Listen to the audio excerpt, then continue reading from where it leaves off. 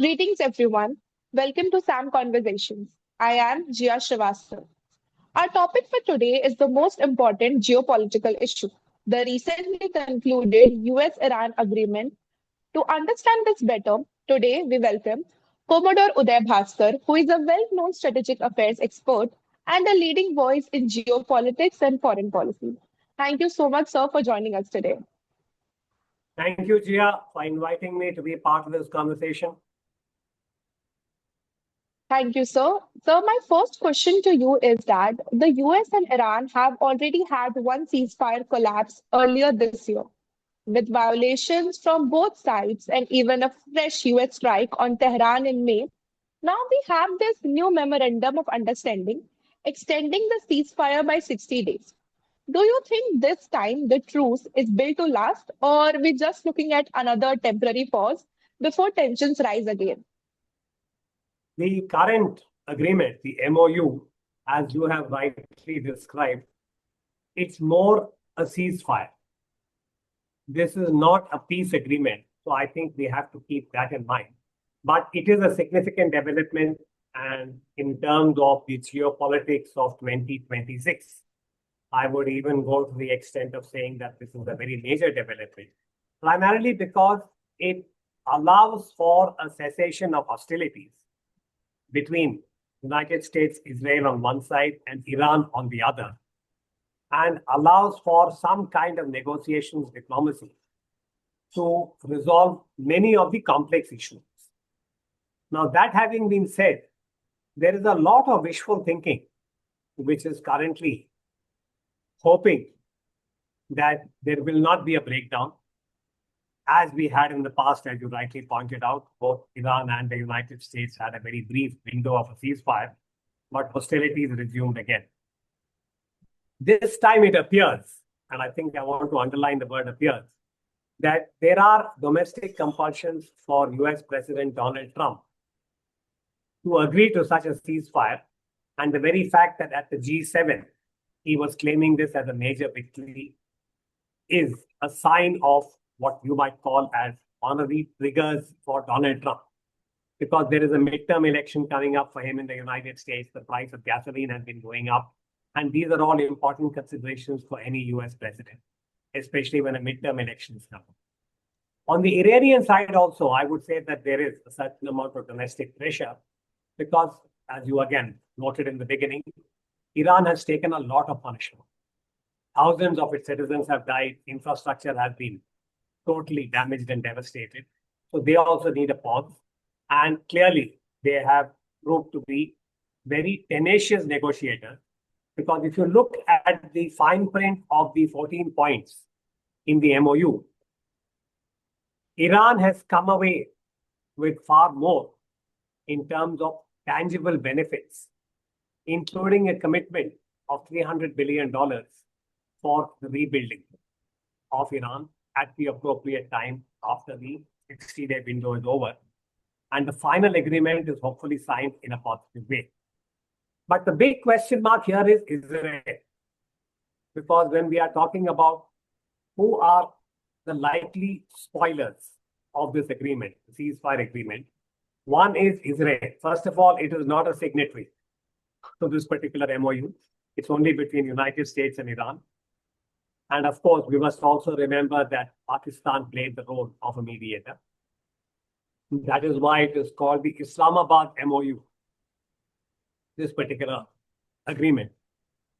But for Israel, which started this war, if you remember, on February 28th, in many ways, it is Israel that encouraged President Donald Trump to embark on this, what everyone has agreed was an unprovoked war as far as the US was concerned.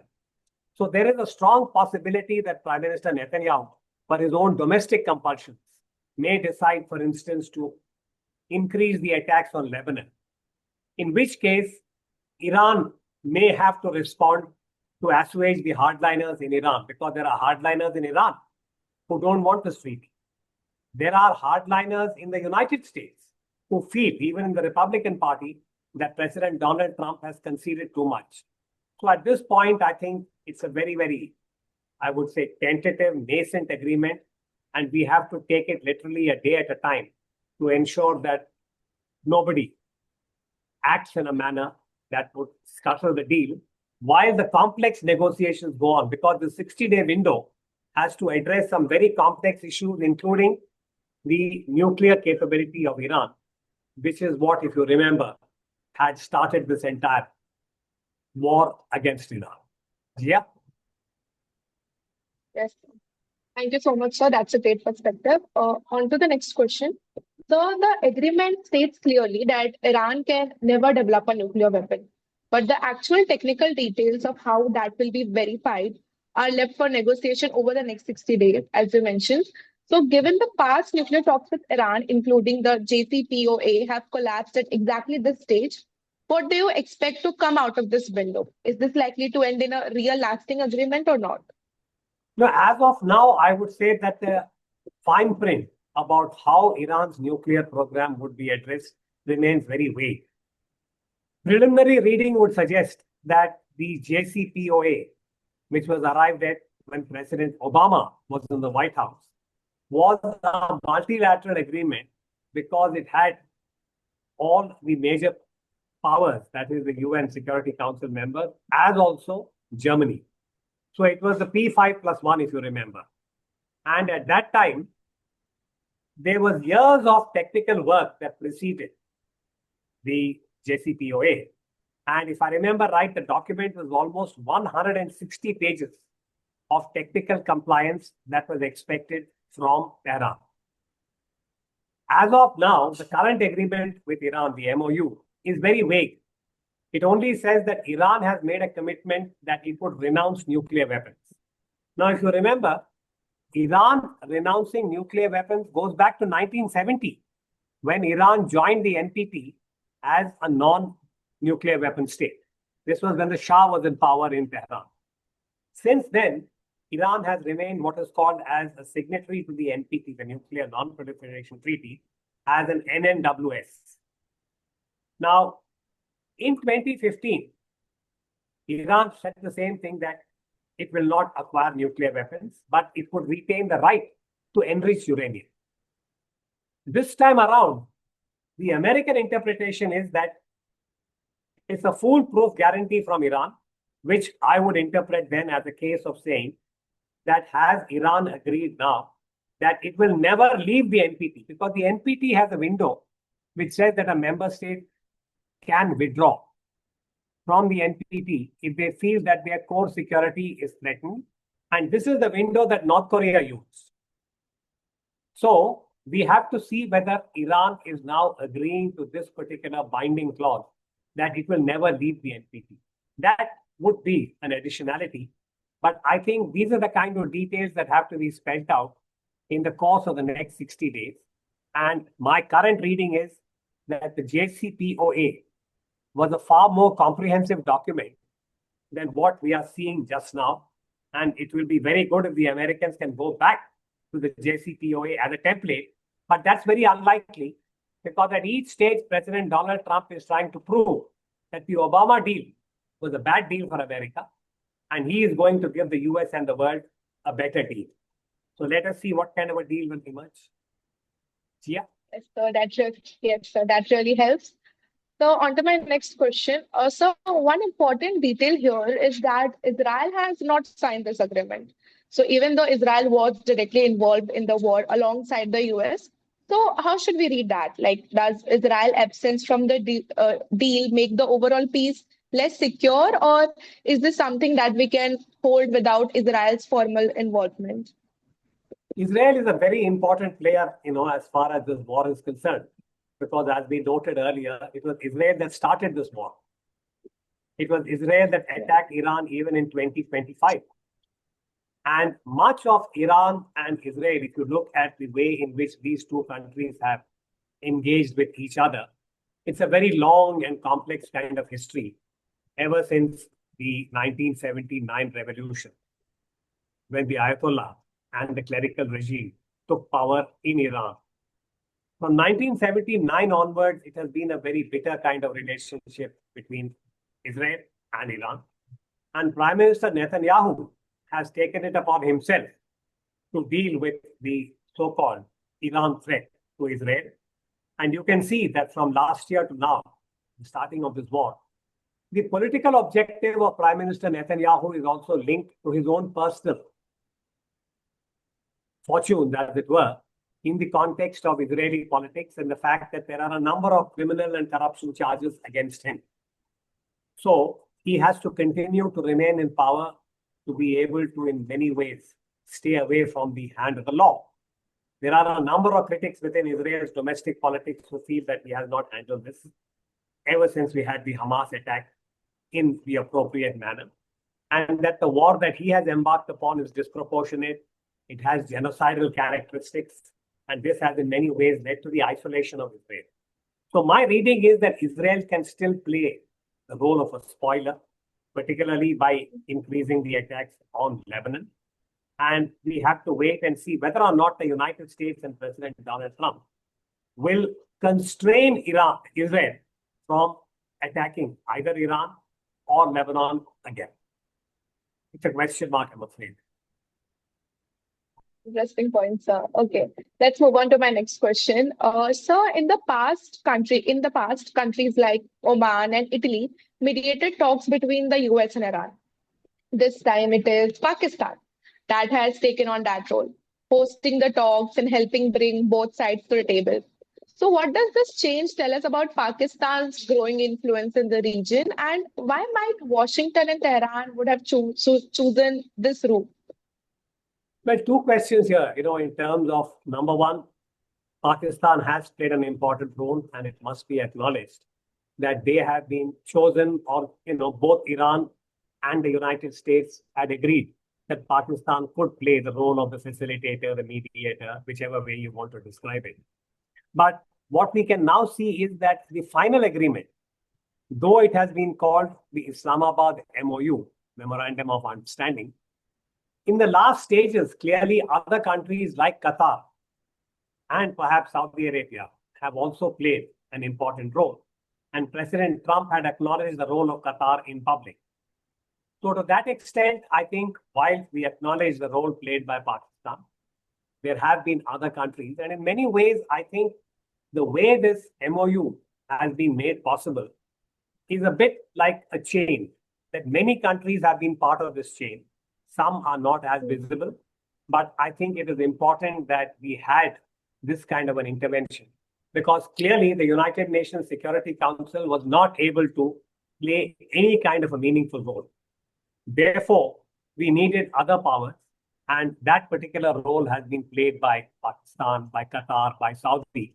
And what is important is now to see what kind of a role, positive role, these countries can play, because there are a lot of important details that have to be negotiated between Iran and the United States.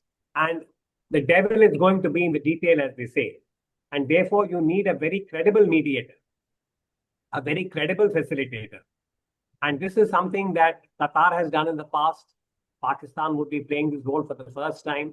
And we have to see, given the very complex kind of political dynamic within Pakistan, where the field marshal, the army chief, is really in many ways the most powerful entity, while the civilian prime minister, Mr. Shahbaz, would have to see what kind of a role he would play.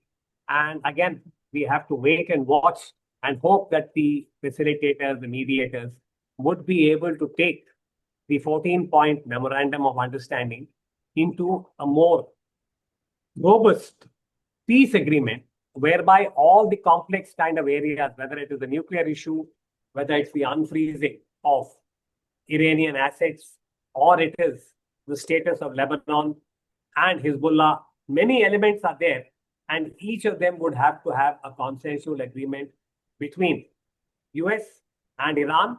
And we have to hope again that Israel will not play the role of a determined spoiler. Jiya? Yes, sir, that's very insightful. So now for my last question. So India has long balanced its relationship with Iran, including oil trade and Chabahar port project, while also growing closer to the US and Israel. So with the Strait of Hormuz reopening and tensions easing, does India need to rethink its approach to West Asia, or does the situation not really change much for India in near future? No, actually, I would say, Jia, that this particular war, which began on February 28th, and the current window of ceasefire that we've had, is going to have a very significant impact for India in terms of both regional geopolitics and the relationship with the United States, which is the bilateral relationship. First, on regional geopolitics, I think it's very clear that the relationship with Iran will be reviewed by both sides because there is no denying the fact that before this war started, if you remember on Feb 28, just prior to the beginning of this war, our Prime Minister, Mr. Modi, had visited Israel. And subsequently, there was a clear sense that India was leaning more towards the United States and Israel than Iran. And this was reflected in, I would say, many events that took place, including the sinking of the Iranian ship, IRIS Dina, when it was going back from Visakhapatnam to Iran, and the fact that India was not able to condone at that time what had happened. And subsequently, I think some degree of disappointment within Iran that India has not raised its voice. There was a suggestion that India should lead the BRICS countries in making a statement, but India chose not to. And that was for different reasons. India wanted to ensure that its bilateral relationship with the United States remained stable. But towards the last phase, if you remember, India's relationship with the United States has also been very, very troubled. And in last week, when we had the United States using its missiles to attack merchant ships, and 3 Indian seafarers lost their lives, you can see the kind of anguish and dismay in India. And subsequently, the response of the United States was very, very, I would say, almost dismissive. Both the Secretary of State, Mr. Rubio, and the President, Donald Trump, when this matter was raised, they brushed it off. So I think this has left a very deep kind of, I would say, impact as far as the bilateral relationship is concerned. So once India and Iran are able to resume normal relations, we have to see whether Iran will return to being a major supplier of oil, hydrocarbons for India. Will India go back to Chabahar and make that a major investment? And will the nature or the texture of the Tehran-Delhi relationship be restored to what it was in previous years? That's a question mark again. And with the United States, I expect that as long as Mr. Trump is the president, there will be a lot of uncertainty. Now, we in India are making a lot of visuals are emerging about Prime Minister Modi and President Donald Trump and the way in which he greeted him, welcomed him. But I would take that with a pinch of salt because at the end of the day, the United States is becoming more and more transactional. The US has indicated that the Quad is no longer going to be as important as it was when President Biden was there. Just a few days ago, the United States changed the name of the command in Honolulu from the Indo-Pacific Command to the Pacific Command. So all these, I would say, are signals that New Delhi would have to study and review.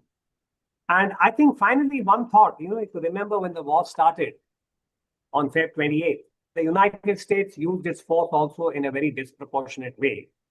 And the first attack was on a girls' school, which needs to be recalled that it was absolutely, I would say, unpardonable, mainly because the United States is the most powerful country in the world.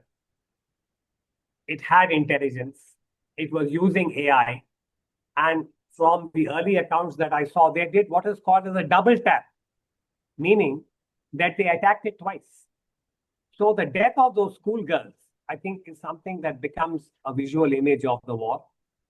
And now, at the very end, we can see that Iran has paid a very heavy price in terms of lives lost, in terms of infrastructure and the devastation. The United States has paid a very heavy price in terms of the amount of military inventory and the cost it has incurred. The allies in the region have been attacked, whether it is UAE, Saudi, and so on. And the question that will be asked is, to what end? What has been achieved? And this is going to impact, I think, India and its own relationship both with the region and with the United States. And my sense is that we would have to look inwards and chart a course whereby India would regain the kind of strategic autonomy that it had enjoyed in the past, which used to be called non-alignment. I think we have lost, that particular profile, and we need to reflect on it internally. Jiya? Yes, sir, agreed. Thank you so much, sir, for your time and for breaking all of this down for us so clearly. Thank you for inviting me. Okay, thank you so much, sir. With this, we come to an end with this conversation. Thank you to the audience for joining us today. We will see you in the next episode. Till then, goodbye.